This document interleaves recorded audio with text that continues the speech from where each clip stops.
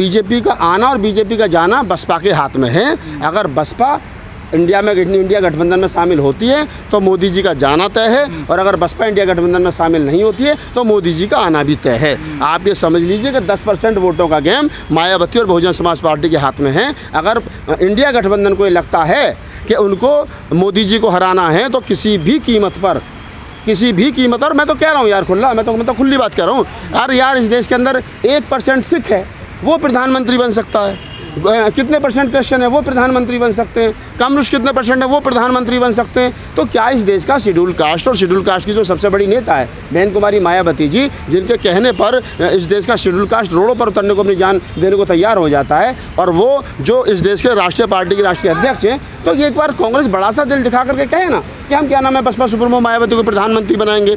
या चलो हमसे मत कहो, बैठ के कमरे में बात कर लो, मायावती जी को इसी बात पर मना लो और बाहर आ जाओ। हो सकता है इस बात को मान जाए, आपकी सरकार बन जाए। बाद में हम तो कह रहे हैं भैया 5 साल आपकी सरकार चलेगी तो 2.5 साल के लिए बहन जी को बना दो, 2.5 साल के लिए किसी भाई साहब को बना देना।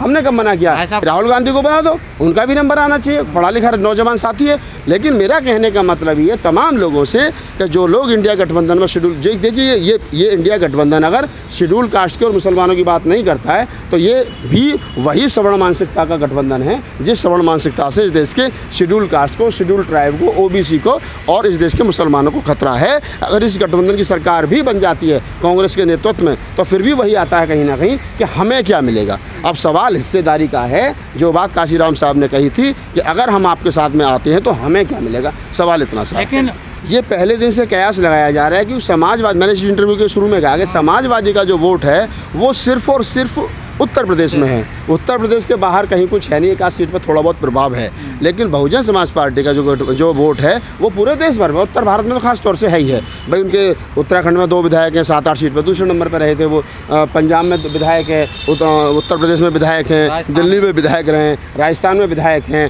मध्य प्रदेश में विधायक हैं, बिहार में विधायक हैं, और झारखंड में विधायक हैं, छत्तीसगढ़ में विधायक हैं, उनके क्या नाम, और आंध्र प्रदेश में विधायक रहे हैं, ठीक है, कर्नाटक में उनके विधायक रहे हैं। तो जब उनके विधायक जीत करके आए हैं तो सीधी सी बात यह है कि उनको वोट मिलता है, तभी तो जीते हैं। और अगर उनका वोट पूरे देश भर में है तो अगर आज कांग्रेस ये कह रही है कि हम उत्तराखंड वाला उपचुनाव इसलिए हार गए क्योंकि वहाँ समाजवादी पार्टी ने अपना प्रत्याशी खड़ा कर दिया, तो सबसे बड़ी बात यही होती है। देखिए एक सीट पर कभी कभी प्रत्याशी का भी इफेक्ट होता है, पार्टी को मायने नहीं रखती, चेहरा बहुत बड़ा हो जाता है। तो ये कह देना कि कांग्रेस क्या करिए और समाजवादी पार्टी या समाजवादी पार्टी को कांग्रेस नहीं चाहती है, ये बात की गंभीरता का विषय नहीं है। बात की गंभीरता का विषय ये है कि वर्तमान समय में अगर मोदी को सही मायने में 2024 में आने से रोकना है तो उनको चाहिए कि वो इस देश के अंदर जो बहुजन समाज पार्टी है उससे गठबंधन में शामिल करें। जैसी खबरें आ रही हैं कि आज जो है प्रियंका गांधी बहन जी से मिली हैं, हालांकि मैंने पार्टी के कई वरिष्ठ पदाधिकारियों से संपर्क करने की कोशिश की कि ताकि पता चले पूरा मामला है क्या, लेकिन अभी भी दबी जबान में तमाम लोग यही कह रहे हैं कि हाँ बहन जी और प्रियंका गांधी की मुलाकात हुई है।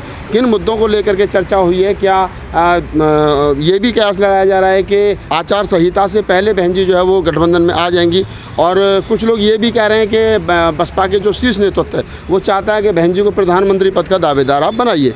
तो बहुत सारी चीज़ें हैं। बसपा, अगर आपको बसपा का वोट पूरे देश में चाहिए तो बसपा को हिस्सेदारी भी उसी लेवल पर देनी पड़ेगी। अगर आप सोचोगे नहीं उत्तर प्रदेश लेवल पर आप गठबंधन कर लीजिए और मध्य प्रदेश, बिहार, छत्तीसगढ़ और तुम्हारा राजस्थान और पंजाब और हरियाणा और महाराष्ट्र को छोड़ दीजिए, तो ऐसा तो नहीं हो सकता कि आप यहाँ तो गठबंधन कर लो। यहाँ तो कांग्रेस 15 सीट मांग रही है, लेकिन दूसरे स्टेटों में वो 20 सीट भी बसपा को नहीं देना चाह रही है, जहाँ की बसपा का कहीं, अगर राजस्थान की बात करें तो राजस्थान में 7 से 8% वोट है, मध्य प्रदेश में बसपा के पास में 8 से 9% वोट है, दिल्ली में वोट है, हरियाणा में वोट है, पंजाब में वोट है, महाराष्ट्र में वोट है। तो अगर आपको वो 6-6, 7-7% वोट हर स्टेट में लेना है, अपने पास अपने पाले में करना है, तो आपको उसी प्रकार से हिस्सेदारी भी देनी पड़ेगी। मैं तो कितनी कांग्रेस के नेताओं से कहा है कि अगर आपको लगता है कि राजस्थान के अंदर जो है वो 7% वोट है तो 7% सीट दे दो। भाई क्यों कह रहे हो 1 सीट और 2 सीट देंगे? अगर वहाँ 50 सीट हैं तो 5 से 7% के हिसाब से दे दो जितनी सीट बन रही है। तो ये क्या है कि गठबंधन कांग्रेस पार्टी बहुजन समाज पार्टी को चाहती तो है, चमारों का वोट तो चाहती है, दलितों का वोट तो चाहती है, लेकिन हिस्सेदारी उस लेवल पर नहीं देना चाह रही है। तो हिस्सेदारी भी उसी लेवल पर उसको मिलनी चाहिए, और शायद यही बात जो है गठबंधन में आज या प्रियंका गांधी और मायावती जी के बीच में हुई होगी। 2 लोग नीला गमछा गले में डाल करके खुश हो रहे हैं कि हमारी वजह से मदन भैया जीत गया, तो उनको भी बता देता हूँ कि वहाँ मदन भैया कितनी वोट से जीता ये आपको बेहतर पता है। अगर खतौली से मदन भैया जीत गया तो मदन भैया इसलिए नहीं जीते कि मदन भैया को लोगों ने वहाँ मदन भैया इसलिए जीते क्योंकि वहाँ बहुजन समाज पार्टी ने अपना प्रत्याशी खड़ा नहीं किया, और इसके कारण जो बसपा का वहाँ 50, 60, 70 हज़ार वोट था वो समाजवादी पार्टी को मर्ज हो गया, और बसपा समाजवादी पार्टी के मदन भैया वो कुछ हज़ार वोटों से चुनाव जीत गए। अगर वहाँ पर बसपा अपना प्रत्याशी उतार देती तो निसंकोच मैं कह सकता हूँ कि बसपा जो है वहाँ मदन भैया हार जाते। अब घोसी उपचुनाव की हम लोग बात कर लेते हैं। घोसी उपचुनाव का अगर सही तरीके से विश्लेषण किया जाए तो आप ये समझ लीजिए कि घोसी उपचुनाव में अगर बसपा अपना प्रत्याशी उतार देती तो फिर दारा सिंह चौहान को कोई नहीं रोक सकता था वहाँ जीतने से। तो अगर घोसी उपचुनाव हो गया या और तमाम उपचुनाव हो गए, वहाँ इंडिया गठबंधन या विपक्ष इसलिए जीत रहा है क्योंकि बहुजन समाज पार्टी अपना प्रत्याशी ना उतार करके एक तरीके से विपक्ष को यानी कि इंडिया के प्रत्याशी को समर्थन देता है और वो जीत जाता है। तो ये बात भली भांति पता है इंडिया गठबंधन को। अगर बहुजन समाज पार्टी 2024 का चुनाव अलग थलग लड़ेगी तो नुकसान किसको होगा? सबसे ज़्यादा नुकसान होगा इंडिया गठबंधन को। अगर पूरे भारत के अंदर बसपा 7-8% वोट भी बिगाड़ देती है और 4-5% से इंडिया गठबंधन की सरकार रह जाती है तो उसके लिए जो कौन जिम्मेदार होगा? उसके लिए जिम्मेदार वो लोग होंगे जो लोग प्रधानमंत्री तो बनना चाहते हैं, जो लोग सरकार तो बनाना चाहते हैं, जो लोग ये तो चाहते हैं कि मोदी जी को 2024 में आने से रोकना है, लेकिन वो ये किसी भी कीमत पर नहीं चाहते हैं कि वो उनको कहीं ना कहीं शेड्यूल कास्ट का वोट तो चाहिए, लेकिन शेड्यूल कास्ट का, मायावती का या अन्य और जो नेता हैं उनका नेतृत्व तो स्वीकार नहीं है। अब मैं दूसरी तरफ कह देता हूँ कि अब ये जो इंडिया नामक गठबंधन बना, मैं पहले दिन से कह रहा हूँ कि इंडिया नामक गठबंधन में दलित कहाँ हैं, मुसलमान कहाँ हैं?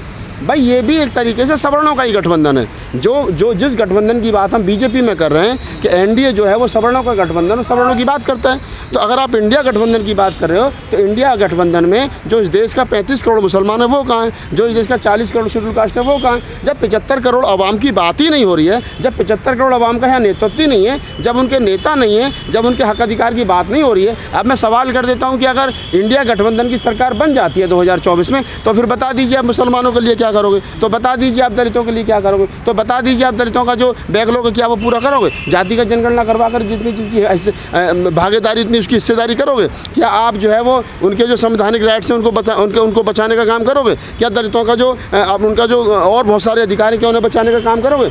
तो सवाल वहीं खड़ा होता है। मैं तमाम देश के दलितों से, दलित एक्टिविस्टों से, दलित नेताओं से एक बात शुरू से कह रहा हूँ कि अगर आपको इंडिया गठबंधन में शामिल होना है तो पहले उसे बैठ करके टेबल पर बात कर लीजिए कि अगर आपकी सरकार बनी तो आप इस सरकार में हमें क्या दोगे। ऐसा तो नहीं है कि अभी मोदी जी की सरकार मुल्क भर में चल रही है तो मुल्क में उनकी सरकार चली तो दलितों का क्या है इसमें हैं? क्या नहीं साहब, सारा सब दलितों की सरकार है। ये वही वाला काम है गजेंद्र जी जो हमारे गांव देहात में कहते थे कि कोठी कोठिया से हाथ मत लगाइए, बाकी सम्माल तेरा है। तो ये जो बाकी सम्माल तेरा वाली बात है ना, ये ख़त्म करनी चाहिए। पूछ लेना चाहिए कि क्या क्या मेरा और क्या क्या तेरा है। तो इंडिया गठबंधन में अगर आज प्रियंका गांधी जी मायावती जी से मिली है तो ये एक सार्थक कदम है। इसकी भूरी भूरी प्रशंसा होनी चाहिए। पहले से मिल लेना चाहिए था। मैं तो चाहता हूँ कि बहन जी जो वो गठबंधन में आएँ। मैं तो कितने वीडियो बनाए, मैं तो खुद कहा बीजेपी के सपनों पे पानी फिर जाएगा जहाँ। देखिए बीजेपी का जाना तय है। देखिए मैं कह रहा हूँ, मैं कह रहा हूँ, मैं आपको स्पष्ट कर रहा हूँ कि अगर बहुजन समाज पार्टी को उत्तर प्रदेश के अंदर 30 सीट मिल जाती है लड़ने के लिए और उत्तर प्रदेश के बाहर 10, 12, 15 सीट और मिल जाती हैं, टोटल मिलाकर के तो वो 50 सीट पर बसपा लड़ लेती है और 50 में से 30-35 सीट जीत करके बसपा आ जाती है, तो इसमें बुराई क्या है? मैं तो उसको बुरा नहीं समझता इस प्रस्ताव को।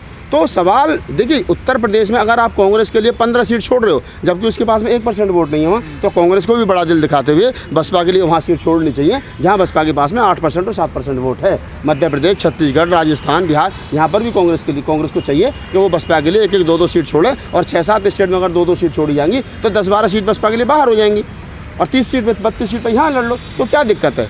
कोई दिक्कत थोड़ी है। आप 45-50 सीट पर चुनाव लड़ोगे, 30-35 जीत जाओगे। जब 30-35 जीत करके आ जाओगे तो आप भी कहोगे हमें प्रधानमंत्री बनाओ। पहले 30-35 जीते कम से कम। तो सवाल ये है कि बसपा गठबंधन में शामिल हो, 50-60 सीट पर बसपा चुनाव लड़े और 50-60 के बाद में पूरी ताकत से पूरे उसके साथ में और फिर वहाँ 25-30-40 सीट जीत करके आए और फिर बैठ कर टेबल पर बात करें कि हम भी प्रधानमंत्री की दौड़ में। उनको वोट नहीं देना चाहिए गठबंधन को। देखिए ये तय होगा चुनाव से पहले। ये ना तो मेरे कहने से जाटा वोट जो है वो देगा, ना मेरे कहने से देगा। लेकिन मैं आपको बता देता हूँ, अगर ऐसा हुआ कि मायावती, देखिए ये चीज़ें तोली मोली जाएंगी। अगर ये लगा कि नहीं बहन जी अपनी जिद पर अड़ी रहीं, उन्होंने ईडी और सीबीआई के डर के वैसे गठबंधन में नहीं गई, तो समाज हो सकता है इंडिया गठबंधन के साथ चला जाए, क्योंकि बहन जी पर भी समाज को ज़्यादा भरोसा बचा नहीं है। ये सच्चाई है, मैं हमेशा बोलता हूँ। बहन जी पर भी अगर ये लगा कि नहीं साहब सम्मान के साथ बहन जी को नहीं बुलाया गया, अब बहन जी को चंद्रशेखर तो है नहीं कि टीवी पर बैठ करके एक सीट के लिए रोए, 2 सीट के लिए रोए। बहन जी का अपना वजूद है, बहन जी की अपनी 40 साल की राजनीति का अनुभव है। तो मैं ये कह रहा हूँ कि हो सकता है बहुत सारे इससे गर्म में हैं, अगर इस गठबंधन में बहन जी नहीं शामिल होती हैं, गठबंधन शामिल नहीं करता, गठबंधन की गलती है तो फिर वोट नहीं करना चाहिए। और अगर लगता है कि ये गठबंधन में बहन जी जानबूझ के शामिल नहीं हुई तो फिर समाज में बहन जी को वोट ना कर। ये तमाम चीज़ें भविष्य के गर्म में उन तमाम राजनीतिक दलों को ये अच्छी तरीके से मालूम है कि जब तक बहुजन समाज पार्टी को गठबंधन में शामिल नहीं किया जाएगा किसी भी शर्त पर, किसी भी कीमत पर, तब तक उनका गठबंधन जो है वो अधूरा है। उसका एक सबसे बड़ा कारण मैं आपको बता रहा हूँ कि उत्तर प्रदेश में लगभग 30%, 30.5% एक समय पर बसपा के पास में अपना वोट बैंक हुआ करता था। पिछले लोकसभा चुनाव की बात करें तो तब भी लगभग 20% के आसपास था और 10 सीट बसपा जीत करके भी आई थी।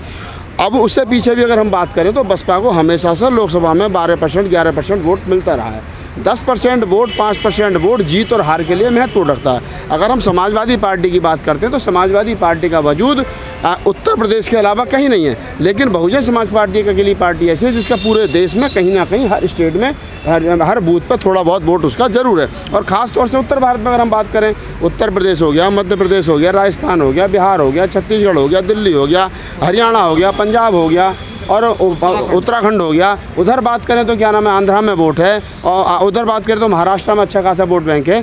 तो बहुजन समाज पार्टी के बिना गठबंधन बनाना या उसको कोई भी इंडिया नाम दे दो या कोई भी नाम दे दो, मैं समझता हूँ वो बेईमानी है। और यही कारण है कि चाहे तो प्रियंका गांधी हो, वो प्रयास कर रही है कि बैठ कर के बहन जी से बात किया जाए।